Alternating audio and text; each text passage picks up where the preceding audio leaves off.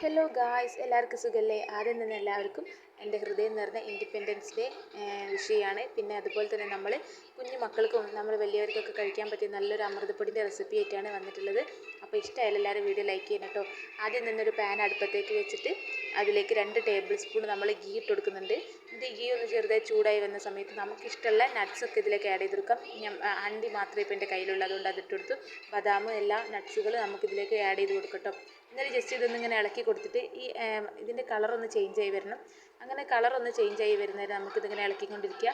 ഇനി colour change ആയി കഴിഞ്ഞാൽ ഇതാ ഫ്ലെയിം ഇപ്പോൾ കളർ ചേഞ്ച് ആയിരിക്കുന്നത്. അപ്പോൾ ഫ്ലെയിം ഓഫ് ഇങ്ങനെ കുറച്ച് വെച്ചിട്ട് ഇതിലേക്ക് നമ്മൾ അമൃതപ്പൊടി ആഡ് ചെയ്ത് കൊടുക്കുക. എന്നിട്ട് നന്നായിട്ട് വറുത്തെടുക്കണം. അമൃതപ്പൊടി ഒരു കളറൊന്ന് ചേഞ്ച് ചെയ്ത് നല്ല സ്മെല്ല് വരുന്ന സമയം വരെ ഒന്ന് വറുത്തെടുക്കുക. അപ്പോൾ അമൃതപ്പൊടി ഒന്ന് നന്നായിട്ട് വറുത്ത് കഴിഞ്ഞാൽ ആ ചൂടാക്കിയ പാത്രത്തിൽ തന്നെ വെക്കരുത്, അടി പിടിച്ച് പോകാനുള്ള ചാൻസ് ഉണ്ട്. നമ്മൾ വേറൊരു പാത്രത്തിലേക്ക് അത് മാറ്റി കൊടുക്കുക.